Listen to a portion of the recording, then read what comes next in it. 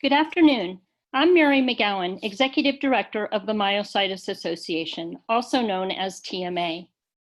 I want to thank you for joining this afternoon's exciting webinar to launch TMA's Myositis Tracker tool. We have had an outstanding response to today's webinar with over 385 registrants. Just a quick bit of housekeeping before we get started. Phones will be muted throughout the presentation. However, we encourage you to ask questions. There is a chat box located at the bottom of your screen. You can type your questions into this box at any time throughout the presentation. We will have a question and answer period after the presentation. Next slide, please. The Myositis Association would like to say thank you to Mallinckrodt Pharmaceuticals for making this webinar possible, and also for supporting, through a grant, the Myositis Tracker. This webinar will be recorded and will live on our website for future reference. Next slide, please. As most of you know, May is Myositis Awareness Month.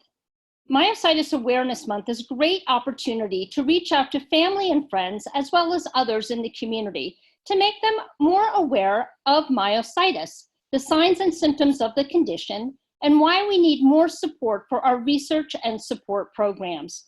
Be sure to visit TMA's Myositis Awareness Month website and download our awareness toolkit for tips on how to raise awareness in your community. Next slide, please. On May 8th, TMA hosted its inaugural International Myositis Virtual Summit. We had an incredible lineup of speakers, 12 exhibitors, and very active topic-specific chat rooms. The sessions were recorded, and all the materials from the event remain available to registrants to view for the next 30 days. Be sure to stop by exhibitor booths to download valuable educational materials to take home to review on your time. Next slide, please. TMA is excited to announce that American Airlines, along with Roku, Apple TV, and Fire Stick, is showing a 2-minute version of TMA's services video throughout Myositis Awareness Month. To view the video from the comfort of your own home, search for the Talk Business app by using the hourglass and then search for myositis. Next slide, please. Please join Dr. Rohit Agarwal on May 20th at 12:00 p.m. for TMA's first Twitter chat on empowering patients in the digital age. To participate in this event, visit TMA's Twitter page and follow and comment on the conversation. Next slide, please. And please don't forget to register for our webinar on May 8th with Dr. Namita Goyal, Dr. Tahseen Mozaffar, and Dr. Lisa Christopher Stein discussing whether telemedicine is right for the myositis community. Next slide, please. Be sure to also check out TMA's COVID-19 page for the most up-to-date information relevant to our community. As you may know, we have been hosting Feel Good Friday events also during these COVID times, and tomorrow we will have Elvis performing a brief concert for the myositis community. So please join us at 3 p.m. Next slide, please. It is now my distinct pleasure to introduce Dr. Tom Lloyd. Dr. Lloyd is Associate Professor of Neurology and Neuroscience at Johns Hopkins University and co-director of the Johns Hopkins Myositis Center, specializing in degenerative diseases of the neuromuscular system, including inclusion body myositis and ALS. Dr. Lloyd is the Research Committee Chair of the Myositis Association's Medical Advisory Board and a recent recipient of one of TMA's innovative research grants. After completing his medicine internship and neurology residency at Johns Hopkins Hospital, he performed a postdoctoral fellowship in neuromuscular disorders to gain clinical expertise in muscle and motor neuron diseases. He has seen hundreds of IBM patients who are enrolled into a large prospective clinical trial study on IBM, one of the largest such cohorts in the country. Dr. Lloyd has been working closely with TMA on the development of the Myositis Tracker, and we are honored to have you, Dr. Lloyd, here today with us to launch this tracker, which we are confident will be a beneficial tool for enhancing patient-doctor communication for better patient outcomes. Thank you so much again, Dr. Lloyd. I'll turn it over to you.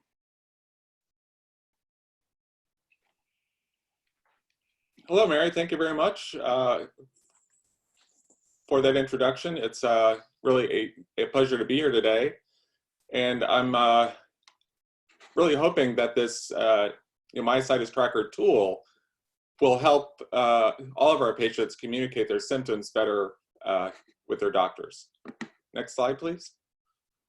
So interestingly, a number of studies have shown that actually patient outcomes are really improved with improved doctor relationships and communication. In particular, effective patient communication can improve not only an individual's physical and emotional health, but also improve a number of symptoms, including pain. Next slide. So, unfortunately, as all of you I'm sure know, our actual current healthcare system really creates a number of obstacles to an effective communication between an individual patient and his or her doctor. Most importantly, as you all know, most physicians have a limited amount of time to really spend with each patient, and unfortunately, this is really true for the experts in myositis, as there are, in general, very few experts in myositis relative to other subspecialties. In addition, in many cases, especially in IBM, there is a slow incremental change in symptoms that many individual patients experience as their overall disease progresses, and it can lead to a difficulty in the conscious awareness of worsening of symptoms, and often patients will actually forget to actually discuss these changes with their medical providers.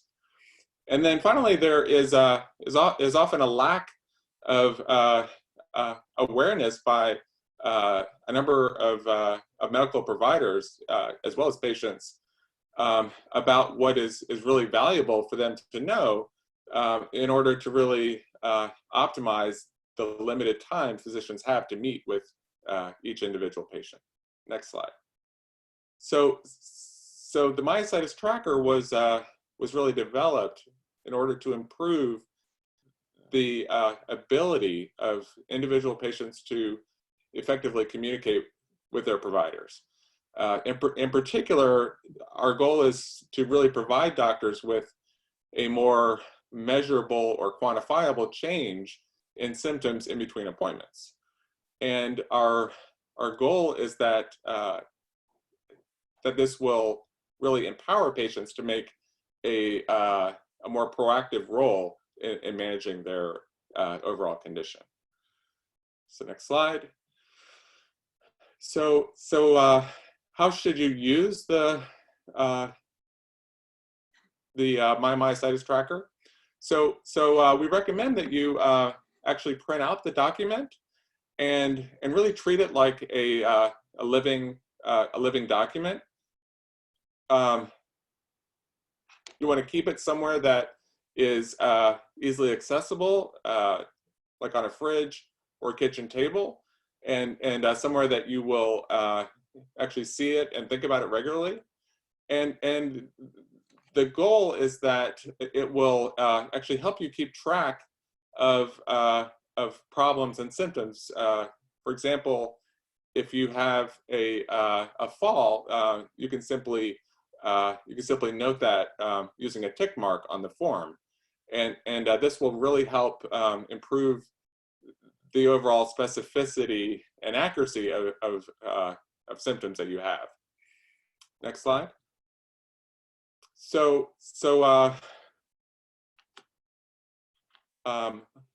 What does this tracker really track? So our goal is to include all the most common symptoms that really all myositis patients have, including problems with strength, breathing, infections, medications and vaccines, swallowing, any skin or joint problems, mental health, and other important changes in overall health. Next slide. So, of course, in myositis, it's especially important to actually measure the overall strength and ability to actually perform individual tasks, such as those listed. In the case of those with dermatomyositis, necrotizing myopathy, or polymyositis, any worsening of any of these symptoms may signal to your provider that an adjustment in your medication dose is needed. In individuals with IBM, the assessment on the form is based on the inclusion body myositis functional rating scale, IBM FRS, and this is a validated outcome measure in IBM that can be extremely useful in research studies, as well as in actually helping providers actually assess the need for any helpful resources, such as physical therapy, occupational therapy, or medical equipment. Next slide. So, especially now in the era of COVID-19, it's especially important to note how your breathing is, and whether you have any signs of infections, such as fevers or chills. It's important to remember that really all patients with autoimmune diseases, and especially those on immunosuppressive medications such as steroids, are often more susceptible to many common infections like colds or pneumonia. Next slide. It's also important to note if you have any changes in diet, increased drooling or reflux symptoms, any changes in speech or choking episodes, any new or worsened symptoms here may signal to your provider to make a referral to a speech therapist, who often may recommend additional testing or therapy. Next slide. For individuals with dermatomyositis, obviously one should note any changes in the skin, such as rashes, also any signs of increased calcinosis or joint pain or swelling are really important to notice. All of these symptoms may actually signify a flare and indicate an adjustment of medications is needed. Next slide. And especially in this era of social isolation and social distancing, really don't shy away at all from speaking with your provider about any changes in your overall mood.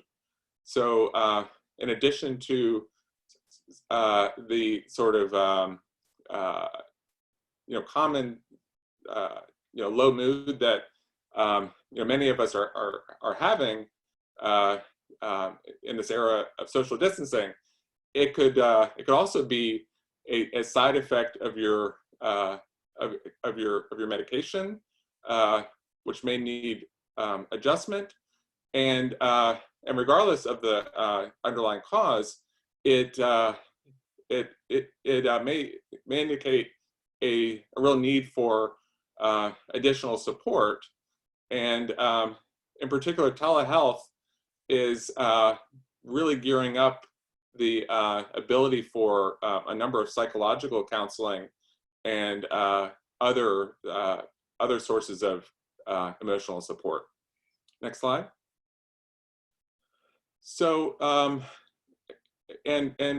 finally, as all of you know, when you go to the doctor, they always want to know whether there are any changes in your overall health, medications, and in particular, in patients with autoimmune disease, having an accurate list of any vaccines is really critical. Highlighting any changes for your doctor may actually highlight issues that are important to be communicated with the with other subspecialists as well as your primary care doctor. Next slide. So also in this time of telehealth, it's really important, if at all possible, to be able to actually take one's own vital signs. And an example of the importance of this is that actually high blood pressure or gain in weight are common side effects of steroids.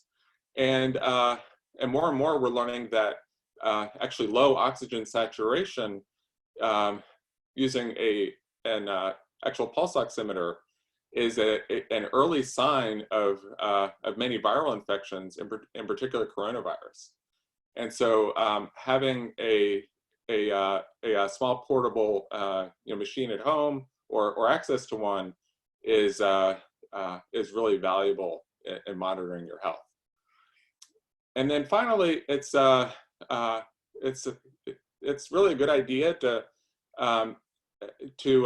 actually take a few minutes, usually right before your actual televisit, and think about the actual two most important things that you want to actually discuss on the call. Having this information will really allow you to put yourself in the driver's seat and help actually direct the overall conversation and visit around the issues that are most important to you. An example might be a worsened symptom that you're not sure whether or not it's related to myositis or a side effect of one of your medications. Next slide. Okay, so our hope is that if you get in the habit of using this tool in between each visit, it will really help you actually start to build a nice history for yourself and document any changes in your overall health and therapies and conversations that you've had with your medical team. So I think now we'll actually show you what the tracker looks like.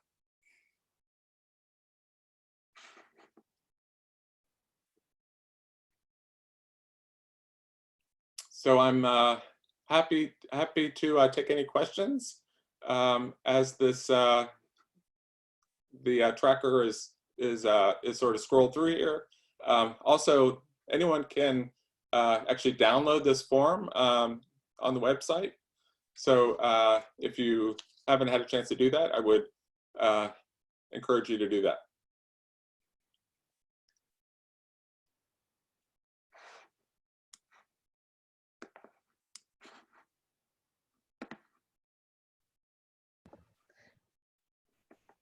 Thank you so much, Dr. Lloyd. That was so helpful. And there are lots of questions coming in through the chat. So I'm just going to send a bunch of those over to you. Are you seeing my slides?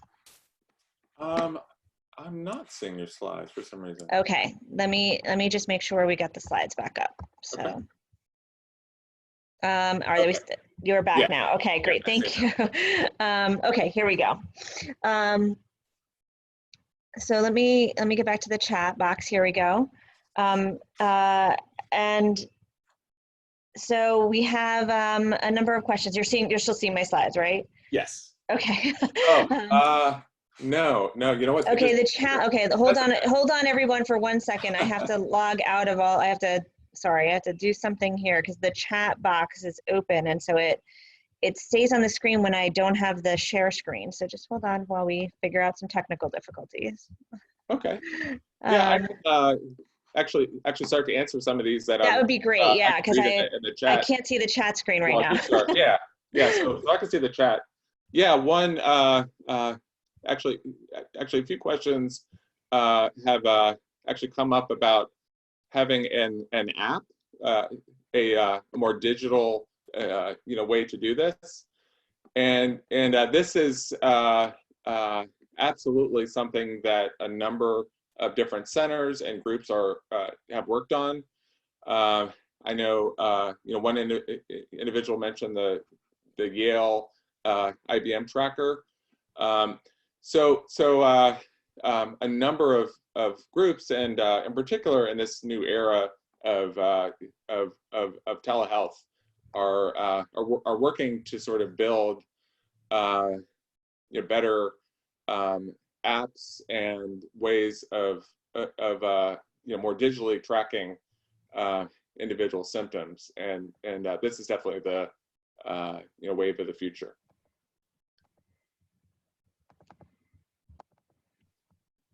Tom, this is Mary. I also see questions coming in about the tracker being available on TMA's website. Yes, the tracker is available on TMA's website on the myositis awareness page.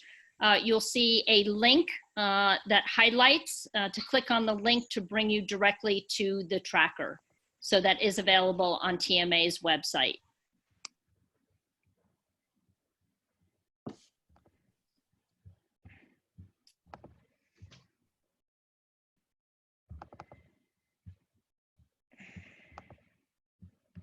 Okay, I can see the screen now. Yes, that's we're showing exactly where the download is. You just click on the download tracker here, and that is available to everybody. And in addition to that, we sent out a email about an hour prior to the webinar to everybody who had registered with the direct link to the tracker as well.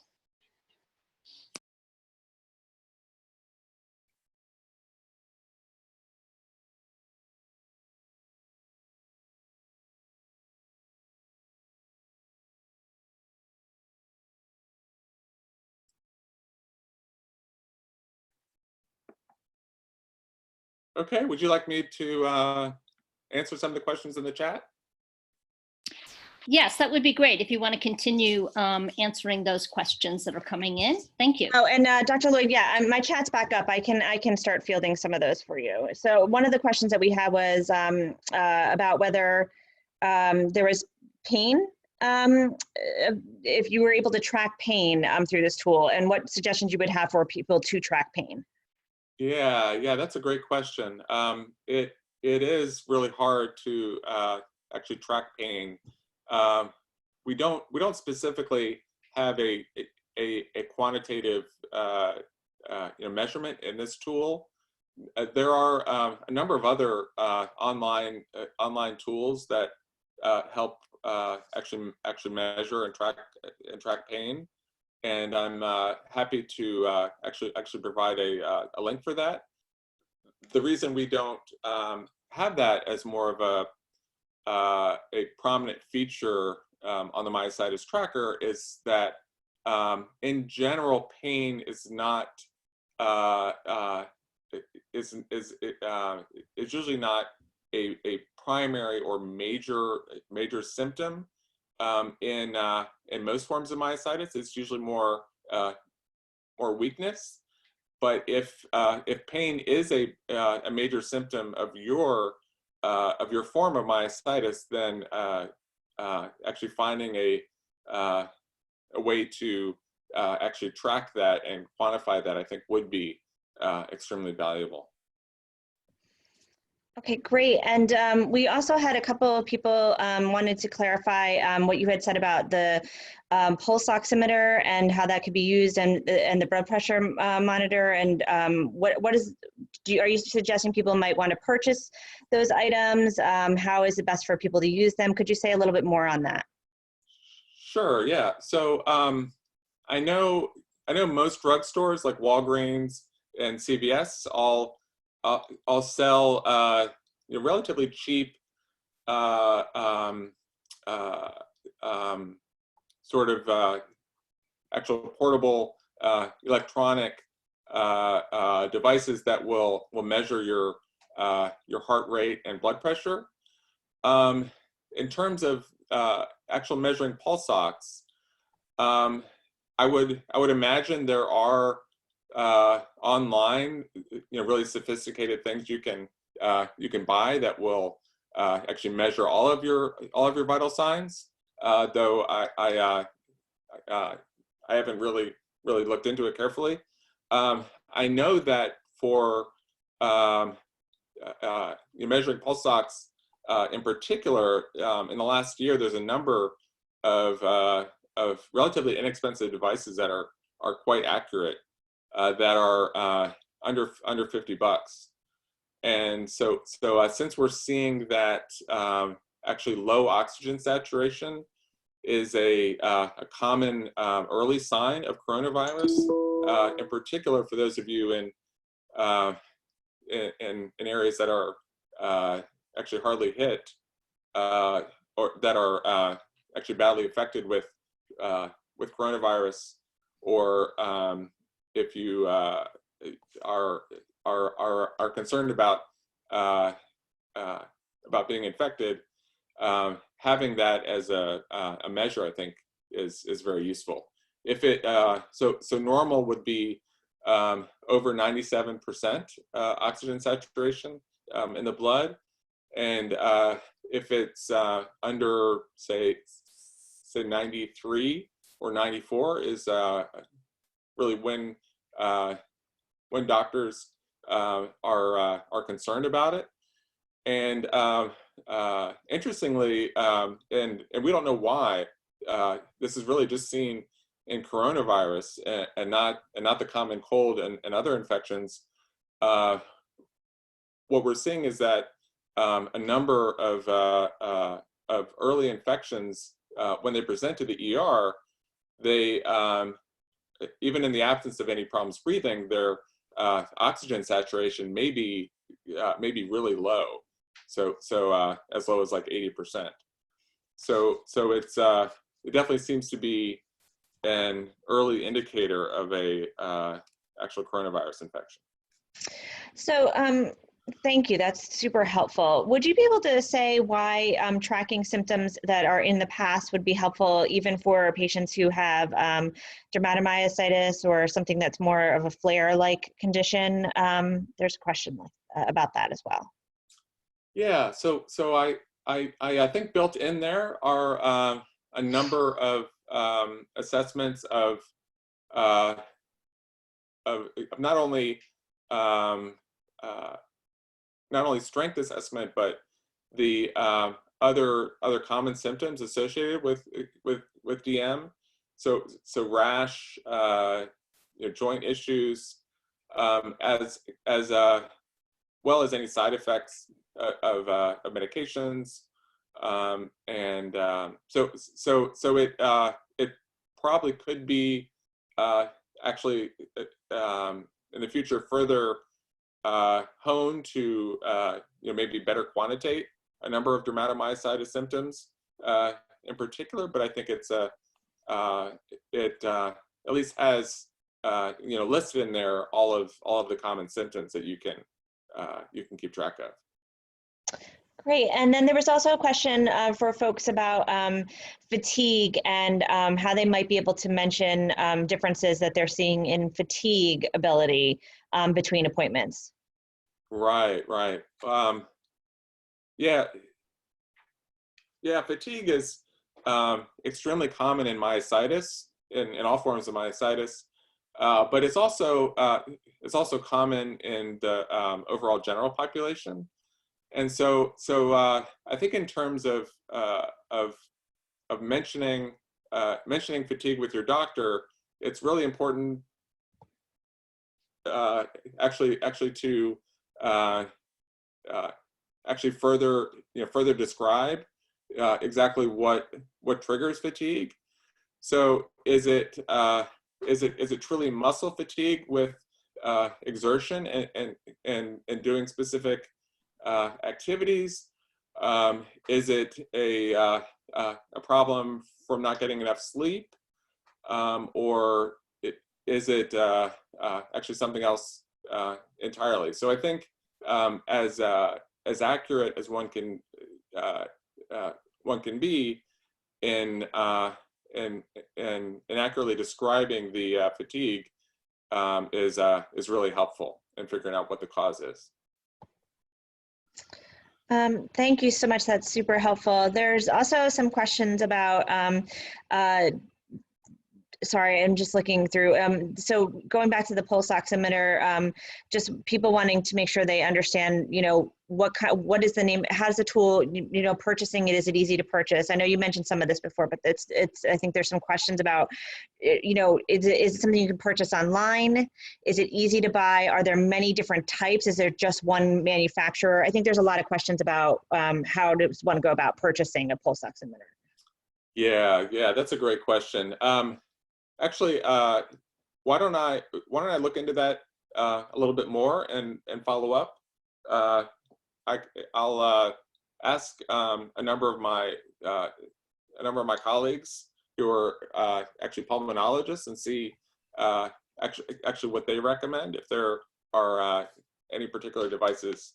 But I know there are you know, many actual devices out there. Oh, and keeping that in mind, there was a question about, are there alternatives to using the finger-based pulse oximeter, because people with Raynaud's sometimes have trouble with that? Yes, there are definitely ways of measuring it in other areas, such as on the ear. I'm not sure if any of the inexpensive ones on the market are able to do that, but I'll find out. Okay.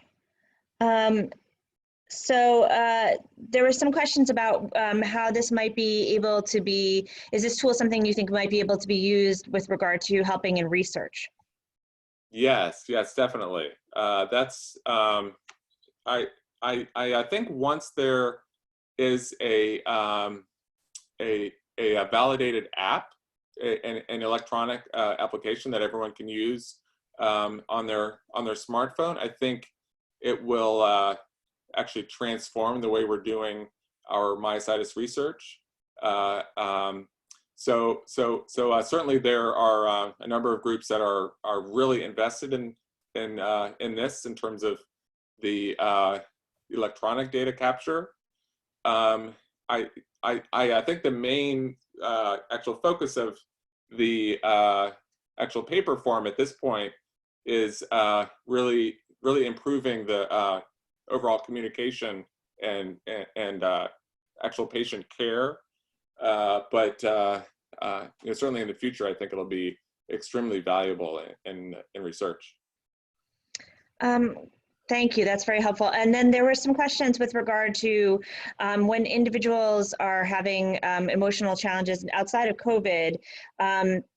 Are there any recommendations that you have for what are sort of next steps for them to take in the mood challenges or mental health challenges resulting from living with chronic illness? Yeah, that's a great question. Really most primary care providers are really experts in this, or if they're not, they are actually usually really good at referring to either a psychologist, a counselor, or psychiatrist. And so I think having a local physician who is aware of experts, whether it's simply a support group or a psychologist, or whether medication is needed. I think starting with a primary care provider is really important. That's very helpful. Thank you. And there were some questions about just, once you have this tool and you're filling it out, can you say a little bit more about the goal for how often this should be filled out, how they should use it in the appointment, in their discussions with their doctors? Like, what is the way that you envision this tool to be used? Yeah, that's a great question. It actually depends a lot, I think, on how frequently one is seeing their actual myositis provider. In many cases, like in early dermatomyositis, individuals have frequent changes in medication and may be seen every few weeks. And in those cases, it's really important that on a daily basis, one is noting their symptoms and how their overall condition is. Whereas in IBM, if symptoms aren't changing that much from one day to the next, then actually noting how things are going, once a month or once a week may be sufficient. And the real goal of this is that in between appointments, there is sort of a log of how one's doing, such that at each visit with your myositis provider, you're able to accurately sort of describe any changes that have happened since the last visit. Great. And there was a question about whether people should be noting changes in sleep patterns, and also whether it is helpful to continuously use something like a pulse oximeter throughout their sleep in order to see if there's anything that would be a flag for their provider. Right. Yeah, I know there are actually portable actual sleep devices and sleep studies. I mean, problems with sleep are incredibly common in the general population, and also common in myositis patients. And so I'm not sure that I would recommend at this point actually using any online device to sort of monitor things, monitor your sleep overnight. But if you are having problems with sleep, an example would be waking up in the middle of the night, or if you wake up in the morning and not feeling rested, or actually falling asleep easily during the day, then even using an actual telehealth visit and communicating with your primary care physician, what they can do is order a portable sleep study, and this is more of a sophisticated actual device that one can wear, which will actually accurately measure your sleep. Thank you. That's helpful. And there's also questions about, is there any sense that people should be tracking their physical activity or physical engagement that they are doing for conversations that they're having with their doctor as well? Yes, absolutely. We know that exercise is beneficial in all forms of myositis. What we don't know is exactly how much exercise is best, whether sort of endurance exercises or high intensity low frequency exercises are better. And in fact, there's a number of research studies along those lines. And so I do think documenting exactly what types of exercises you're doing, and your overall exercise regimen, I think will be especially helpful in any visits with a physical therapist who is really an expert at actually guiding an exercise therapy program. Thank you. And so the next question that we had was, are there any particular labs? It noted that there were tests and labs that should be noted on the tracker. Are there any particular labs that people should be sure to have available in between each appointment? Yes. So it a lot of that depends on exactly what type of myositis you have, and also what medicines you're on. So a number of medicines require things like your blood count and liver function actually to be checked on a regular basis, and so having those labs present are really important. In dermatomyositis and polymyositis and necrotizing myopathy, normally we will follow the actual muscle enzyme level or CK and alvelase. In inclusion body myositis, on the other hand, that's usually actually not as helpful, but it's often something that is checked. So probably those labs are the most important ones. Okay, great. There's a lot of people that are asking to see where the tracker is one more time. So you all can see the screen. If you go to the main homepage, you can go to the Myositis Awareness Month section.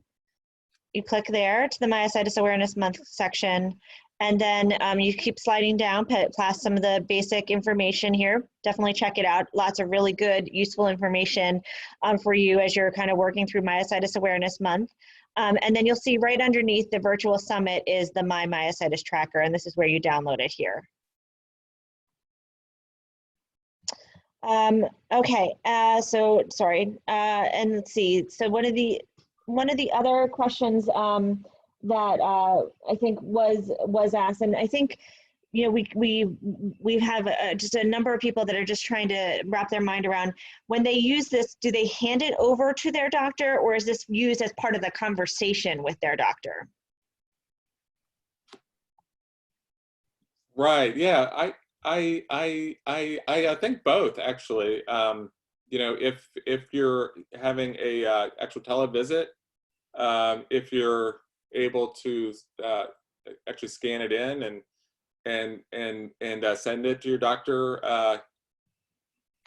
ahead of time, actually them having it may be really helpful. But I think mainly it's actually for you to make sure that you've actually been able to see how your symptoms are changing over time.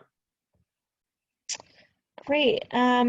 So at this point, I'm seeing a lot of really wonderful questions, but many of them that we've already hit on. So I'm just going to give a minute or two just to see if there's any other new questions that are popping in, and just see what. Just give it a second or two, and if not, we'll move back to the rest of discussion. But thank you, Dr. Lloyd. That's very, very helpful. And while Trish is doing that and looking at the questions, Tom, it was so interesting just the other day when we were talking about the oximeter and how that was impacting the early signs and symptoms of COVID. Would you mind taking a moment and just sharing a bit of information about that, and how many of these patients are not apparently feeling the respiratory signs, but yet that piece of equipment is picking up the low oxygen? I think that's really important for our community to know more about. Sure. So as I'm sure everyone knows, the actual most common initial symptoms of actually coronavirus are shortness of breath, cough, and fever. But what we're seeing is that a significant number of individuals, maybe I'm not sure what it is, maybe up to say 15-20%, actually are presenting initially with actually very different symptoms. So it may be having headache.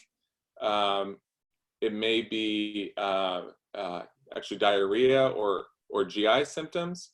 And what emergency rooms have found is that individuals who present sort of with an actual atypical onset of symptoms, in other words, it's presenting initially with actually something other than the more common shortness of breath and cough, in the emergency room when they're evaluated, what they see, many times is a really low oxygen saturation measured on a actual pulse oximeter, and what they're finding is that actually knowing that is a way to actually know actually which patients who have COVID and these atypical presentations are likely to actually progress to a more severe disease in terms of having breathing issues. And so I think people are actually looking at actually right now on an outpatient basis if actually measuring pulse ox pulse oximeter at home or very early on will actually help in our ability to actually find early infection. Thank you. That's so helpful. And I have one final question, I think, from what I've been seeing coming in, and it was on the tracker. It doesn't specifically track grip strength or measuring of finger flexors and strength and changes there. Can you speak to why the tracker doesn't have those pieces in it? Yeah, right. So the way that it was actually designed is more on an overall function level in terms of and really modeled based on the actual IBM FRS. Now, if one is regularly doing exercises, an example being exercises involving grip strength or any weightlifting, certainly actually documenting the actual amount of weight and reps or grip strength, I think is also very valuable. So what we have here can certainly be expanded upon, and I would encourage all of you to actually document as much as you can, and really what's on the form is I think what is most valuable for a physician to know in terms of adjusting your medications or actually making referrals. Thank you. That's so helpful. And I'm going to switch back now to the slides, but what a robust discussion and questions that we had. So thank you all for engaging that in the Q&A. We had just a fantastic group of questions there. So let me get to the right slide. Here we go. Okay. Can you see my screen? No, it's black. Oh, there we go. We're back. Okay, thank you, Mary. Okay, okay. So here we go. So just as a reminder to download the Myositis Tracker, you go to TMA's homepage. you will click on the Myositis Awareness Month tab, and then slide down and you'll see a section titled My Myositis Tracker, and that you can download the tool there. So that is available to you. Please remember to join us for the Twitter chat on May 20th at 12 p.m. on engaging patients in the digital age. And also on May 28th at 4 p.m. we'll have a webinar on telemedicine and whether it's right for the myositis community with Dr. Namita Goyle, Dr. Tashin Mosafar, and Dr. Lisa Christopher Stein, all speaking about this issue. So thank you very much. And as a reminder, please do fill out your post-webinar evaluation forms. We always want to know if there's more, information. And don't forget, if you have not already done so, please do join TMA. You will get newsletters. In fact, we put a newsletter out today with all kinds of really up-to-date information. So please go to the Join TMA button. It's free, and it does give you lots of great information about educational opportunities and tools that we're putting out and other things that we do every day. And it's a great way to stay in touch with all of this wonderful stuff. Thank you all very much for joining us for this launch of the My Myositis Tracker, and have a wonderful afternoon. And thank you again, Dr. Lloyd.